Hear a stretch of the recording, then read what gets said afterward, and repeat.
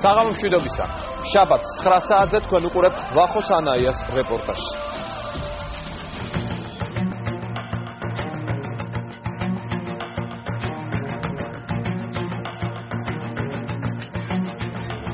ურუგვაიდან სამხრეთ აფრიკამდე. გავიხსენებთ წინა ჩემპიონატებს და შევაფასებთ 2010 წლის მუნდიალს.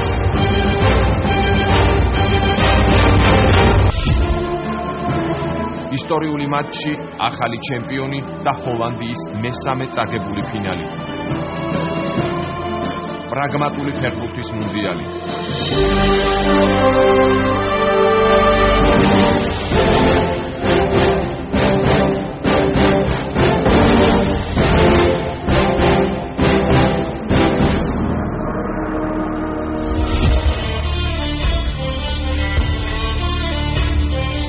იტალიის, ბრაზილიის, გერმანიის, არგენტინისა და პირადად მარადონას ფიასკო. ბუბუზელა, რვაფეხა, ჯაბულანი, მსოფლიო ჩემპიონატი 4 წლით ბრაზილიამდე დაგვემშვიდობა. პროფესიონალების საფეხბურთო ანალიზი. დიდი ფეხბურთის ერთი დღე.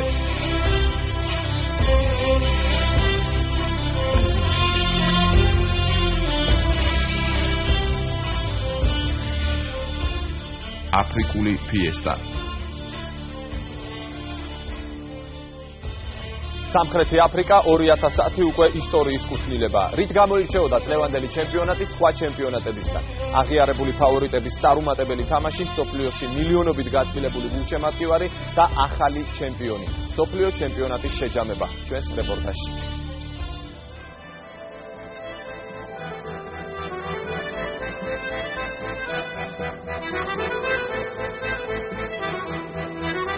მსოფლიო ჩემპიონატი საფრანგეთის ნაკრების ცუდი თამაშით დაიწყო. გუნდში შექმნილი არაჯანსაღი ვითარება ფეხბურთელებს მოედანზეც ემჩნეოდათ. ფრანგებმა ვერც ერთი თამაში ვერ მოიგეს და მსოფლიო ჩემპიონატს ჯგუფურ ეტაპზევე დაემშვიდობდნენ. ფაქტია, მსოფლიო ფეხბურთში საფრანგეთის ნაკრების დაახლოებით 10 წლიანი ეპოქა 2 წლის წინ ზიდანის კარიერასთან ერთად დასრულდა.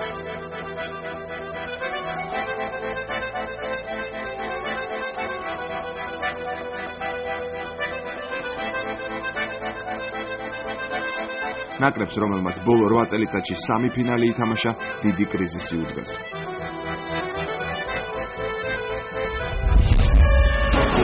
ჩემს ფეხბურთელებს ვეუბნები, რომ მათ ცხოვრების 30 დღე უნდა შესწირონ მსოფლიო თასის კოცნის უფლებას. 30 დღე, რომელიც არაფერია ადამიანის ცხოვრებაში. მსოფლიო ჩემპიონობა ზეცასთან შეხებას გავს. მე ორჯერ ვითამაშე ფინალში და ვიცი ეს რასაც ნიშნავს. დიეგო მარადონა.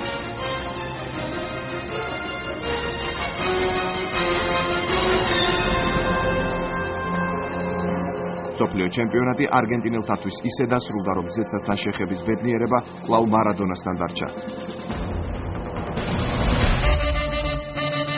მარადონასთვის მუნდიალი ერთდროულად კარგადაც დაიწყო და ცუდადაც. არგენტინა ყველას უგებდა, მაგრამ მარადონას მაინც აკრიტიკებდნენ და სუსტ მწვრთნელს უწოდებდნენ. გერმანიასთან ყველაფერს თავისი სახელი დაერქვა. არგენტინელთა კატასტროფის მიზეზებიც კარგად გამოჩნდა. მარადონას გავლილი არ ქონდა ეს სამწუხარო არაფერი, ესეთი არც თეორიულად, არც მაინც პრაქტიკულად ერთი ორი გუნდის მცველი იყო მცირე ხანს და იყო და ძირითადი წარმატება მარადონა იყო, ძალიან ბევრი შესაძლებელი ჰქონდა და ეხლა რა თქმა უნდა მარადონა ჩემზე კარგად ცდილობდი, მაგრამ მაყურებლის თვალით ადვილი შესამჩნევი იყო თქვა მომენტები იყო, როცა გადაბერებულ ფეხბურთელს მაგალითად ვერ მოხენდებოდა, რომელიც კარგი ხანია ნაკრებიდან ამოვარდნილი იყო და ასე შემდეგ და ასე შემდეგ. მარადონა იყო ყველაზე დიდი ხალისი ჯგუფური ტურნირის, იმიტომ რომ არაფერი არ ხდებოდა საერთოდ ჯგუფურ ტურნირში, ყველა სასწრაფო იყო მარადონა თავის უგობოსის კოსტუმში. თან გახსოვს ეს კოსტუმის ქვეშ რა ის სტატუირებები რა ხო ჩეგევარები და ფიდელ კასტროები. ნუ მარადონა გენიოსია, მარადონა სხვა პარამეტრებთან შეაფასე. არგენტინელების ბედისწერა ეს მარადონა, არგენტინელებს უნდა დათო ყოფილიყო მარადონა და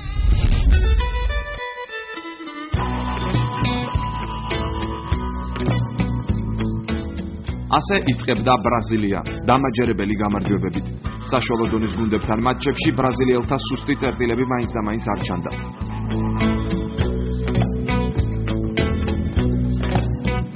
პირველ სერიოზულ მეტოქესთან კი ყველაფერი ნათელი გახდა. დუნგას გუნდმა ჰოლანდიასთანაც კარგად დაიწყო, მაგრამ მარვიკის ფეხბურთელებმა თამაშის ბედი შემოატრიალეს. რა გახდა ბრაზილიელთა წაგების მიზეზი?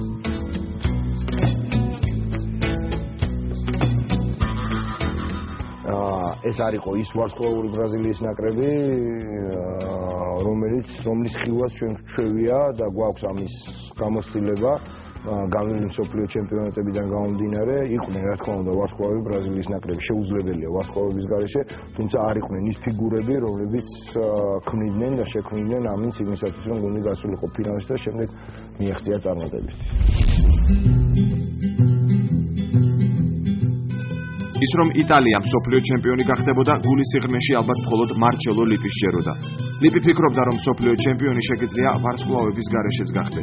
ამ მსოფლიო ჩემპიონატმა აჩვენა, რომ მწვრთნელი მნიშვნელოვანი ფაქტორია, მაგრამ მთავარი მაინც ფეხბურთელები არიან. საბოლოოდ იტალიის სრული ფიასკო.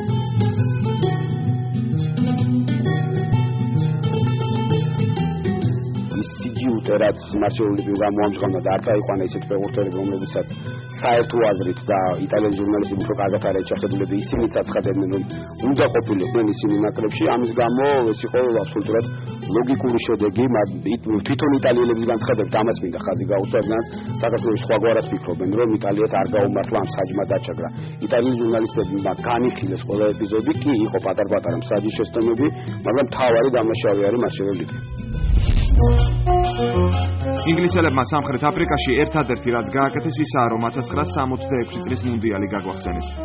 აზერბაიჯანელი მსაჯი ბახრამოვი ისევ მოიგონეს, ისევ გერმანიასთან მატჩის გამო. ამჯერად ყველაფერი პირიქით მოხდა. რაც გააკეთებდა ინგლისის ნაკრები ეს გოლი რო ჩაეტვალა, არავინ შეიძლება მოეგო კიდეც.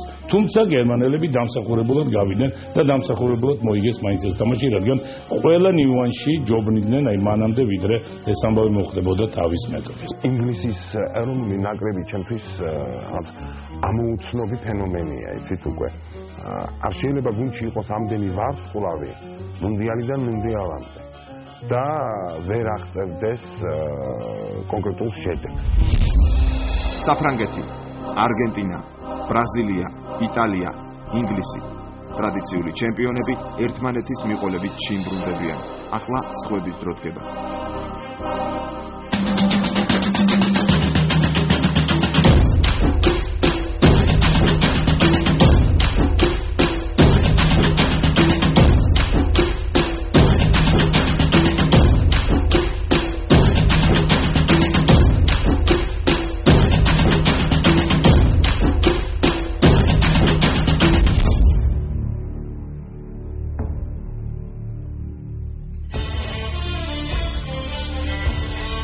ესპანეთი მუდმივად მომხიბლავი გუნდი, რომელიც ლამაზ ფეხბურთს თამაშობს, მუდმივად ფავორიტია, მაგრამ ჩემპიონი ვერასდროს ხდება. ესპანეთის ნაკრებმა პირველი მატჩი წააგო შვეიცარიის ნაკრებთან და ყველა ამბობდა, რომ რა ეშველება ესპანეთის ნაკრებს. ეს მაშინ როდესაც სხვებმა რამდენიმე გუნდმა დამაჯერებელი ანგარიშით მოიგო და იყო საუბარი, რომ ვინ გააჩერებს დაუშვათ კარგად ამოქმედებულ გერმანულ მექანიზმს. და იმ მოხდა ის, რომ გერმანელები გააჩერეს და ესპანელებმა მიუხედავად პირველი მატჩისა მსოფლიოს თასი მიიღეს. ჰოლანდიის ნაკრები ასოცირდება ლამაზ ფეხბურთთან, ვარსკვლავებთან, მუდმივად ფავორიტია, მაგრამ მსოფლიო ჩემპიონი ვერასდროს ხდება. ამ ორი გუნდიდან ერთ-ერთს პირველად უნდა დაემსხვია სტერეოტიპი. მიზანთან ორივე ახლოს იყო. ჰოლანდიას 4 წუთი დააკლდა და მესამე ფინალი წააგო.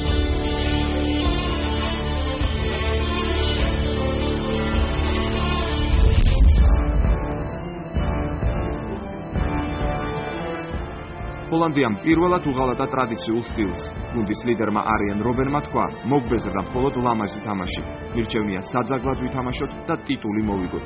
ჰოლანდიის ნაკრების ყველაზე დიდი კრიტიკოსი წელს ლეგენდარული იოჰან კრუიფი იყო, 1974 წლის ჩემპიონატის ვარსკვლავი. მოამოწყდა ორი ლიდერი, სნაიდერი და რობენი, მაგრამ ამავდროულად ამ გუნდში იყო ორი ფეხბურთელი, რომელიც გამბიოთარიყო, ისე მსოფლიო ჩემპიონი გავხდარიყო. ეს იყო დე იონგი და ვან მომელი, რომელიც თამაშ ფეხბურთი არ ქვია, უგაცრავად პასუხია და ისაც მათი ტრანსფერში აიდინეს. ამას ქვია სხეულის განზრახ დაზიანება, განსაკუთრებით დამოუკიდებელ ვითარებაში. ორგზისა და სამგზის ჩემპიონები მესამე და მეოთხე ადგილებს ინაწილებენ. ურუგვაისთვის სამხრეთ აფრიკის ჩემპიონატი უდავოდ წარმატების მომტანი აღმოჩნდა. გერმანიის საჩემპიონო ამბიციებს ხდები ესპანეთმა მოკვეცა. არადა იოჰან ლეოფს აშკარად კარგი გუნდი ყავს.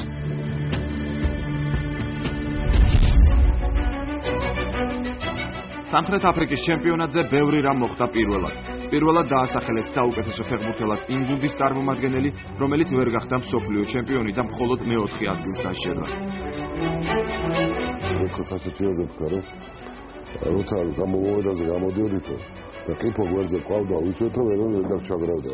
აბა დაახლოებით ეგეთი შეიძლება ქონოდა ჰოლანდელი, თუმცა პირველ ჰოლანდი ყავდათ გვერდზე. იგივე მექსიკის ნაკრებზე საკმაოდ სერიოზული გავლენა მოახდინა იმ საჯების არასწორმა გადაწყვეტილებამ. ძალიან ბევრი ნიუანსი იყო, თუნდაც ბოლო ფინალურ შეხვედრაში, ფაქტიურად ჰოლანდიის ნაკრების შემადგენლობაში მოთამაშე ფეხბურთელებმა 9 ყვითელი და 1 წითელი ბარათი დაიმსახურეს. ეს ძალიან ბევრ რამეზე მეტყველებს. ეს გერმანია-ინგლისის გოლი, ეს უდეში შეცდომა, რომელიც მოვიდა საჯებს, ეს უბრალოდ დაუჯერებელი შეცდომა.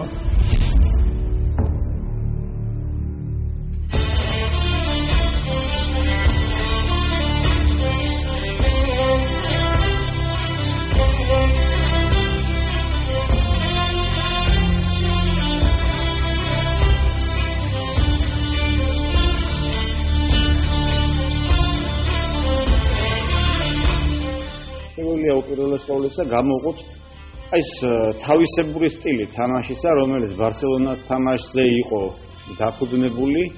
ეს არის ძალიან ბევრი გადაცემით ბურთის ესე პოზიციურად თანდათანობით მოწინააღმდეგე საჯარიმოსთან მიტანის რაღაც მეთოდი და სტილი.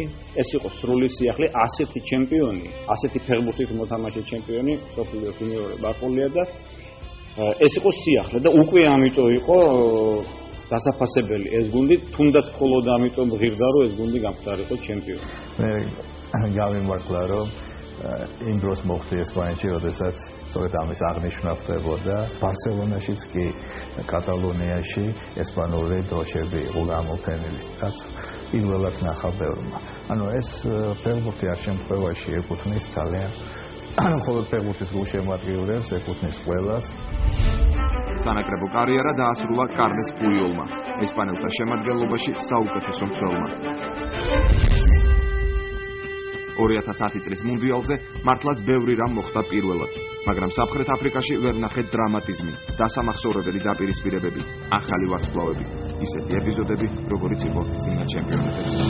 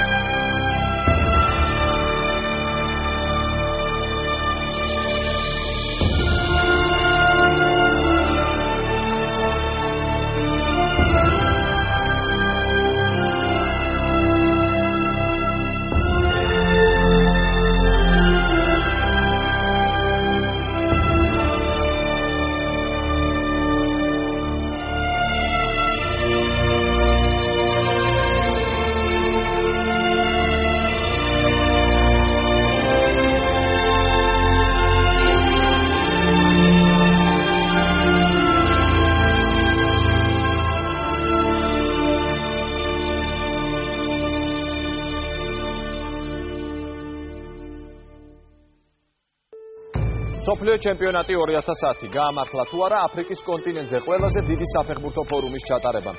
ფეხბურთი როგორც სპორტი, ფეხბურთი როგორც ბიზნესი, ფეხბურთი როგორც დიდი პოლიტიკის ნაწილი.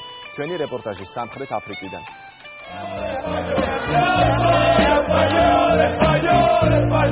ფინალის შემდეგ, როდესაც ესპანელი გულშემატკივრები ზეიმობდნენ, იქ დაცვამ, არ ვიცი, უსაფრთხოების ზედმეტი დაცვაც იყო ხშირ შემთხვევაში, მოთხოვნა სტადიონი დაეტოვებინათ და სხვაგან გაეგრძელებინათ ეს ზეიმი.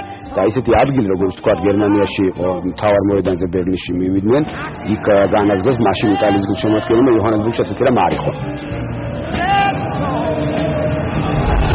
FIFA-ს ყველაზე სარისკო გადაწყვეტილება, რომელიც აფრიკის კონტინენტზე საფეხბურთო ჩემპიონატის ჩატარებას უკავშირდებოდა, წარმატებით განხორციელდა. მუნდიალის დასრულებიდან რამდენიმე დღეში უკვე აქტუალურია თემა. შეძლებს თუ არა აფრიკის კონტინენტის რომელიმე ქვეყანა ზაფხულის ოლიმპიური თამაშების მასპინძლობას. ამისთვის თითოეულ მათგანს უსაფრთხოების ზონების გამკაცრება და გამართული ინფრასტრუქტურა ჭირდება.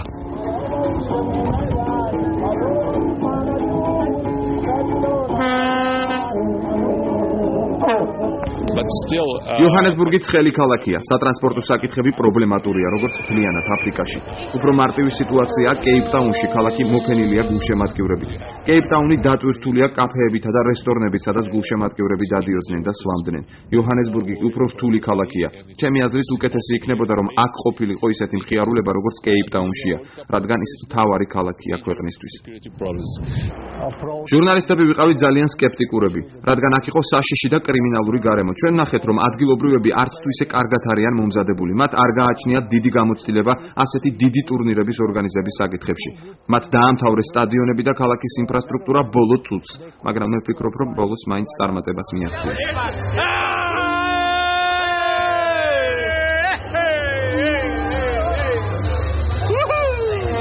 იყო ორგანიზაციული ქაოსი განსაკუთრებით ჩემპიონატის პირველ დღეებში და საწყის ეტაპის მატჩების დროს იყო პრობლემები ტრანსპორტის საკითხებში, მაგრამ ზოგადად ძირითადად თამაშები ჩატარდა საკმაოდ კარგ დონეზე, ამას აღიარებს ყველა სპეციალისტებიც ახლა და ისინიც, რომლებიც ესწრებოდნენ ამ თამაშებს. შეიძლება ყოფილიყო უფრო ჩრდილოეთში, მე ამოვარաբულ ქვეყნებში, შავი ზღვის, უკაცრავად ხმელთაშუა ზღვის ქვეყნებში, მაგრიბის, ეგრეთ წოდებულ მაგრიბის ქვეყნებში, იმიტომ რომ ის იქნებოდა ძალიან ახლოს ევროპასთან და თანაც გულშემატკივრებს იქ ნომერ პირველ სპორტად ფეხბურთი მიაჩნიათ. განსხვავებით იქ, სადაც ჩვენ ახლა ვიმყოფებით, სადაც ფეხბურთი არამხოლოდ არის ნომერ პირველი სპორტი, აქ აღმერთებენ რეგბის, თქვენ კარგად იცით და კარგად თამაშობენ.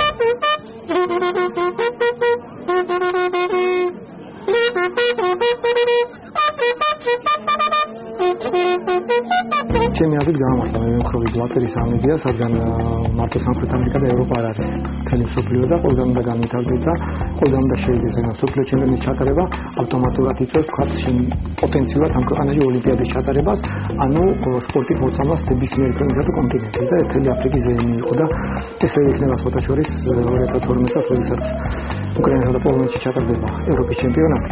ესეთი მთელი ყოფილი საბჭოთა კავშირის რესპუბლიკები და ქვეყნები, მათ შორის ჩვენი პატრიოტ იზიც იქნება ჩვენი ზეიმიც.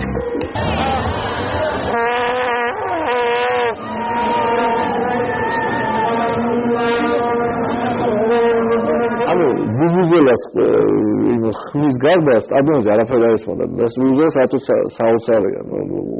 7 კაცი ჩამყურება ყურებში აქეთიგიდან ერთ-ერთი იმას ფიქრობდი, მე ეჭვმაქვე ფეხბურთელს საერთოდ მეც არ ესმოდა და არც მწვრთნელს არ ესმოდა. იმიტომ იმ ხმაურში წარმოუდგენელი იყო რამე გაგები. იმიტომ რომ ტრადიცია ხარ, თქვა აფრიკული ფეხბურთი არის ვუვუზელა და შენ თუ საგულშემატკივრად მოდიხარ, ცოტა სხვა ფეხბურთი კარგი ფორმები არსებობს და თუ ხმის ბოლო ჩახლეჩვამდე ამ უბერაიდან და გაქიოდან ამ ვუვუზელებით. ეს იყო ანუ გულშემატკივარი არის ხმას, რომც მოიგონებინათ, მაინც ამ ვუვუზელად გადაფარავდნენ, აზრი არ ქონდა. დიდი პრობლემა იყო ვუვუზელა. მატჩზე დასწრება იყო შეუძლებელი ვუვუზელას ხმაურის გამო. ეს იყო ყველაზე ცუდი შემთხვევა, რაც შეეხებოდა 2010 წლის ჩემპიონატს.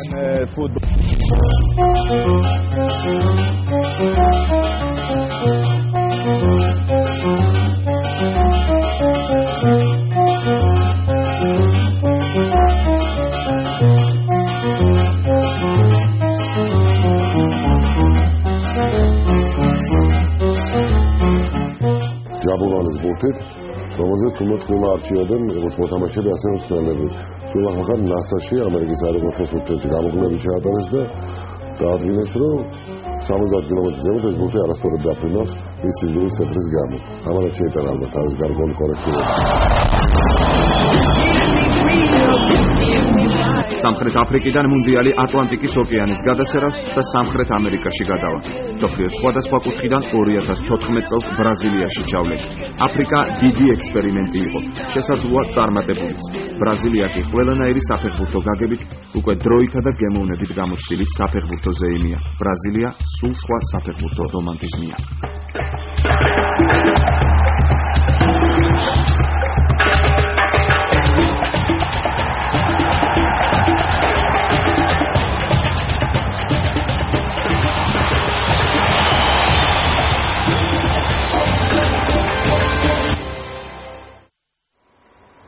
ახლა ჩვენ განვაგრძობთ სოფლიო ჩემპიონატზე საუბარს. ჩვენი სტუმარია რატი ამაღლობელი. მოგესალმები იმის რომ მოხვედით ჩვენთან სტუმრად.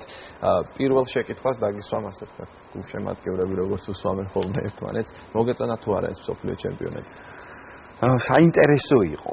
ეს ამ სიტყვის ყველაზე ისეთი პირდაპირი გაგებით და არა სანახაობრივი. ეს იყო უფრო ასე ვთქვათ ფეხბურთის როგორც მეცნიერების ამ შემთხვევაში საუკეთესო მაგალითი, რომ ფეხბურთი სულ სხვაგან არის და ვითარდება, მაგრამ ბუნებრივია, რომ ამ განვითარებაში კარგავს რაღაც უფრო ისეთ, რასაც ჩვენ სანახაობრივს, რომანტიულს, ესთეტიურს ხელს შემოქმედებიც ვეძახ. მიუხედავად იმისა, რომ ვთქვათ, რაციონალიზმი ფეხბურთში ძალიან გაიზარდა. და აი რატომ კარგავს თქვენი აზრით ფეხბურთი აი ამ რომანტიზმს, ასე ვთქვათ, სანახაობრივ ელფერს? ნებისმიერი აჰაუტი, ნებისმიერი კუთხური, ნებისმიერი ჯარიმა, ყველაფერი გააზრებულია. ყველა წუთი თამაშისა, ხომ? აი რომელ წუთზე შეუტევს ესა თუ ის გუნდი, რატომ შეუტევს, რამდენი იქნება შეტევის დროს თავდასხმაში, რამდენი ცენტრში, რამდენი დაცვაში და ასე შემდეგ. ანუ ყველაფერი რაციონალიზირებულია და ნაკლები რჩება დრო, ასე ვთქვათ, თუნდაც ინდივიდუალური შემოქმედებისთვის. აი იყო თუ არა მაინც ყველა ჩემპიონატს რაღაცა აქვს, რაღაც დრამატული მომენტები, რაც გამოარჩევს სხვა ჩემპიონატებისგან და აი ვთქვათ, როდესაც ვკითხავთ გულშემატკივარს 2006 წლის სოფლიო ჩემპიონატი რითი გამოირჩეოდა, დაუშვათ გვეტყვიან იმით, რაც მოხდა მატერაცისა და ზიდანის შორის. აი წლევანდელ სოფლიო ჩემპიონატზე იყო თუ არა რაიმე დრამატული თამაში, ესეთი ლამაზი დასამახსოვრებელი გოლი? მოულოდნელი თამაშები იყო, მოულოდნელი შედეგები.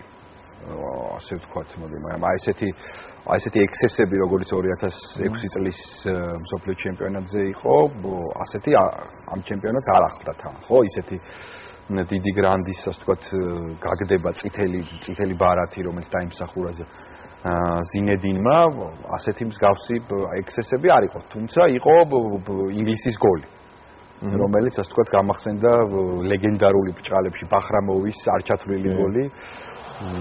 და ეს ასე ვთქვათ, დაღად დააჩინდა. მე ვფიქრობ, ცოდვებმა უწია ინგლისის ნაკრებს 40 წლის წინანდელ ამბებში. მაგრამ გახსნილი თამაში ხო ჩვენ ვნახეთ როგორ იყო დავშოთ 82 ჩემპიონატი 86-ის მოულოდნელობით ახსავს ეს სადაც საფრანგეთი გერმანიის ნახევარ ფინალები რომ გავიხსენეთ. ასეთი იყო ერთადერთი თამაში, ეს იყო გერმანია ურუგვაის მესამე ადგილისათვის ბრძოლის თამაში, სადაც ვნახეთ აბსოლუტურად გახსნილი ფეხბურთი, სადაც ასე ვთქვათ შეტევა ერთი გუნდისა და მეორე გუნდის შეტევა სამწამიანი ინტერვალებით იყო დაშორებული ერთმანეთისგან, ხომ? ეს ორი სხვადასხვა მოწინააღმდეგების შეტევა. ასე დინამიური გახსნილი, თქვათ, ბოლომდე არარაციონალური ფეხბურთი. აი რას სამხრეთ ამერიკულ ფეხბურთზე, რომელიც პრინციპში დამარცხდა ამ ჩემპიონატზე, ფინალში, რაც არის ყველა გრანდის და ფავორიტის სურვილი, რომ ფინალში მაინც ითამაშოს თუ ჩემპიონი ვერ გახდა, სამხრეთ ამერიკული გუნდები პრაქტიკულად ვერ გავიდნენ თუ არ ჩავთვლით ურუგვაის, რომელიც ნახევარფინალში გამოვარდა. აი თანამედროვე ფეხბურთმა გვაჩვენა, რომ თანამედროვე ფეხბურთის, ასე ვთქვათ, თამაში და მნიშვნელოვანი წილი თანამედროვე ფეხბურთში წარმატებისა მოდის სწორედ მწვრთნელზე. და ასე ვთქვათ, მწვრთნელს უდიდესი როლი უკავია, უჭირავს თანამედროვე ფეხბურთი. სამხრეთ ამერიკული ფეხბურთი, რომელსაც მე გულშემატკივრობ ამ შემთხვევაში და რომელიც მინდოდა რომ ასე ვთქვათ წარმატებული ყოფილიყო ამ ჩემპიონატზე, სწორედ არ განიცდიდა დიდი ფეხბურთელების, ევროპაში წარმატებული ფეხბურთელების არსებობას, ხომ? ნაკლებობას არ განიცდიდა. თუმცა განიცდი და მე ვფიქრობ მწვრთნელების ნაკრებობა. ანუ მარადონა ვერ შედგა როგორც მე ვფიქრობ რომ ვერ შედგა. მე შეიძლება ბევრი არ დამეთანხმოს, მაგრამ ეს ჩემი აზრია რომ მარადონა ვერ შედგა მწვრთნელად, ასეთი მოლოდინებიც მქონდა პირადად მე. რომ ეს უფრო ქარიზმატული, ასე ვთქვათ, მითიური, ლეგენდარული ფეხბურთელი მწვრთნელად ისახავდა მიზნას, მისი მწვრთნელობა ისახავდა მიზნად, სწორედ აი ამ ხარისხის, ქარიზმულობისა და ასე ვთქვათ, იდეოლოგიური მუხტის აწევას გუნდში და არა მანდამაინც რაციონალურის, ხო? აი გამორჩეულ ფეხბურთელს. აი წარმოიდგინეთ არგენტინელები, ეხლა წარმოიდგინეთ იგივე მაგარი ევროპელი მაურინიოს ხელში ეს ძალიან ბევრი გამოკვეთილად ნიჭიერი ფეხბურთელი. არგენტინის ნაკრებს ალბათ ბევრი ამბობს რომ აი გამთამაშებლის პრობლემა ქონდა მესი არ იდგა იმ ადგილას სადაც უნდა მას ეთამაშა ვერონი სათადარიქო და სკამზე იჯდა ეთახმებით ამას თუ რამე ჩვენ ახლა მესი გვახსოვს ბარსელონიდან ხო მაგრამ რაც მესი არის ის ბარსელონაშია ბუნებრივია და მესის ნებისმიერი გადაადგილება ნებისმიერი მოძრაობა მისი მოძრაობის არეალი ზუსტად არის გათვლილი ბარსელონაში ანუ ნებისმიერი მისი მოქმედება აბსოლუტურად დათვლილია და გააზრებული მის უკან თამაშობენ ინიესტა და ხავი რომლებიც კარგი გადაცემებით ამარაგებენ და ბუნებრივია ინიესტა და ხავი ქმნის იმ სივრცეს მესისათვის რომელიც ასე გვახსოვს როგორც მესის ფეხბურთი ანუ ბუნებრივია რომ მესის ჭირდება ასეთ ფეხბურთელები და მესის ჭირდება გააზრებული ასე ვთქვათ მწვრთნელი ყოველთვის ცალკე ფეხბურთელი ასე ვთქვათ დიდი ტაქტიკისა და სტრატეგიის გარეშე რომელიც არსებობს ფეხბურთში წარმოუდგენელია გავიაზროთ ცალკე ფეხბურთელი მოედანზე რომელიც უცებ დაატრიალებს რაღაც შეჯერს თანამედროვე ფეხბურთში ეს გამორიცხული და სოფლიო ჩემპიონატმა ეს დაადასტურა თუ მოგცა ამ სოფლიო ჩემპიონატმა ესეთი ვარსკვლავი ყოველ ჩემპიონატს ყავს მაინც მეტნაკლებად თავისი ვარსკვლავი ამ ჩემპიონატზე თქვენი აზრით ვინ იყო ასეთი ვარსკვლავი მე ვფიქრობ რომ ყველაზე გამორჩეული ფეხბურთელი ეს იყო ფორლანი რომელიც ძალიან დამამახსოვრდა იმ კუთხით რომ მან ასე ვთქვათ პირადად ბევრი მოუტანა გუნდს ანუ ერთმა ფეხბურთელმა ძალიან მრავალი სიკეთე მოუტანა ამ სოფლიო ჩემპიონატზე და ურუგვაის ნაკრებს მიუხედავად იმისა რომ ის ბურთი ბოლო ვერ გაიტანა მიუხედავად ამისა ის მკვეთრად გამორჩეული ლიდერი და ფიგურაა ამ სოფლიო ჩემპიონატს. რა სიტყვით ესპანეთის ორი სიტყვით მაინც შევეხოთ სოფლიო ჩემპიონია ბოლოს და ბოლოს ესპანეთის ნაკრებზე. რა შტაბეჭდილება დატოვა თქვენზე? ესპანეთმა დატოვა ყველაზე კარგი შტაბეჭდილება იმ თვალსაზრისით, რომ მან ერთის მხრივ არ დაკარგა, ასე ვთქვათ, ფეხბურთი, როგორც ასეთი, ფეხბურთს არ უღალატა და მეორეს მხრივ ითამაშა თანამედროვე ფეხბურთი. აი ეს ხომ ამარტა ჰოლანდიის ნაკრებს, რომელმაც მოდი პირდაპირ ვთქვათ, უღალატა, ასე ვთქვათ, სანახაობრივ ფეხბურთს ადარებდნენ ხომ ევროპის ჩემპიონატზე ჰოლანდიის თამაში რომელიც არიელ რუბენმა თქვა რომ ჩვენ მოგვბეზრდა მხოლოდ კარგი თამაში გვინდა ტიტულიც მაგრამ მოხდა ისე რომ ვერც ეს ტიტული ვერ მოიპოვეს და ვერც ეს სანახაობრივი ძალიან ძიმე იყო მე ჰოლანდიისადმი ძალიან სიმპათიებით ვარ ჰოლანდიური ფეხბურთისადმი განწყობილი მაგრამ აი ძალიან ძიმე იყო ის უხეში ის რაღაცა შავრაზმული ფეხბურთი რომელიც მათ ფინალში ითამაშეს უამრავი ასე ვთქვათ ყვითელი რომელიც ყველა ლეგიტიმური ყველა ყვითელი ლეგიტიმური იყო რომელიც საჯმა ფინალში ამოიღო საფინალო თამაში და უმძიმესი უხისტესი თამაში რომელსაც შედეგი არ მოიტანა ხომ ფაქტია ვიღაცამ შეიძლება თქვას რომ აი შედეგი მოიტანა და აი ვამართლებ ამ ყვითელსაც და ეს ყველაფერი გათვალისწინებია როდესაც ხისუსი გამოიყვანა ესპანეთის მწვრთნელმა დელ ბოსკემ. იქ ჩვენ თქვით რომ მე და ჩემი მეგობრები უყურებდით რომ აუცილებლად ეს წითლით დამთავრდებოდა. ამდენი ყვითლის დროს, როდესაც გამოყავს ტექნიკური ფეხბურთელი, ის აუცილებლად ასე ვთქვათ აყიდებს ბჭყალებში ვინმეს მოწინააღმდეგეს წითელს და ეს ასეც მოხდა და ეს წითელი გადამწყვეტი აღმოხდა. ანუ ის რომ ის ტაქტიკური სიუხეშე, რომელსაც ასე ვთქვათ რაციონალური მიზეზი ჰქონდა, აღმოჩნდა თავად ჰოლანდიისთვის ხაფანი. აი რატე არ ვიცი დამეთანხმები თუ არა, მაგრამ მე მომეჩვენა რომ ჰოლანდიის ნაკრებმა ითამაშა გერმანული ფეხბურთი, გერმანია ჰოლანდიური. აბსოლუტურად გეთანხმები. გერმანია მე ვფიქრობ ამ ჩემპიონატზე ასე ვთქვათ გამოირჩეოდა სწორედ ასე ვთქვათ მოულოდნელი შეტევებით, კონტრშეტევებით, საინტერესო და დახვეწილი და ესთეტიკურად საინტერესო შეტევებით. ძალიან კარგი კვადრატები გვაჩვენეს მათ და ძალიან კარგი შეტევები. ხომ იგივე ინგლისთან, იგივე არგენტინასთან, იყო შეუდარებელი გუნდი. მე ვფიქრობ და უბრალოდ ესპანეთმა მოუნახა გერმანიას გასაღები. და ბრაზილიაზეც მინდა ვთქვა, დავასრულებ ჩვენ საუბარს. ბრაზილიის ნაკრების მთავარი პრობლემა რა იყო ის, რაც მარადონას შემთხვევაში იყო არგენტინასთან, ანუ დუნგამაც როგორც მთავარ მარცხნელმა ვერ გაამართლა. ბრაზილიამ უნდა გადახედოს საერთოდ თავის მწვრთნელთა შტაბმა, საერთოდ ფეხბურთელებმა, როგორც ასე ვთქვათ, მოაზროვნეებმა ფეხბურთში უნდა გადახედონ თავიანთ კონცეფციას, თავიანთ ფილოსოფიას. მე ვფიქრობ, რომ რაღაცა მოძველდა ბრაზილიულ ფეხბურთში, რაღაცა როგორც დანიის პრინცი ამბობს ჰამლეტი, რაღაცა დამპა. აუცილებლად რაღაცა რეფორმები არის გასატარებელი, ასე ვთქვათ, გლობალური და აქვთ 4 წელი და ბრაზილიაში ტარდება სწორედ 2014 წლის იგივე ითქმის იტალიაზე. იტალიაზე კი ყველაზე საშინლად ალბათ ფავორიტებიდან ამ გუნდმა ითამაშა და ბოლოს კითხავთ გაამართლა თუ არა ზოგადად ევროპის და სამხრეთ ამერიკის და აზიის კონტინენტიდან კიდევ შორს გატანა მსოფლიო ჩემპიონატი სამხრეთ აფრიკაში ჩატარება. მე ვფიქრობ, რომ გაამართლა და ეს სწორი იყო და ძალიან კარგია, როგორც ფეხბურთის პოპულარიზაციისთვის, ისევე ასეთ ამ ქვეყნების პოპულარიზაციისთვის, ამ ქვეყნების ჩართვისათვის იმ დიდ ოჯახში, რასაც ფეხბურთი ჰქვია. და მე ყოველთვის მივესალმები ასეთ ექსპერიმენტებს ბჭყალებში. ძალიან ბედნიერი ვიქნები თუ აქეთ კავკასიისკენაც გადმოინაცვლებს ეს ვექტორი ფეხბურთის გაფართოებისა და პოპულარიზაციის. ძალიან დიდი მადლობა იმისთვის, რომ მონაწილეობდით ჩვენს გადაცემაში. დიდი მადლობა. მე მაყურებლებს შეგახსენებ, რომ ჩვენი სტუმარი იყო რატი ამათლობელი პოეტი, დღეს კი ის როგორც ფეხბურთის გულშემატკივარი ყავდა სტუმრად. დღევანდელი გადაცემა ამით დასრულდა. შევხვდებით ერთმანეთს მომავალ შაბათს საღამოს 9 საათზე პირველ აქცენტ ნახვამდის. Give me freedom, give me fire, give me reason, take me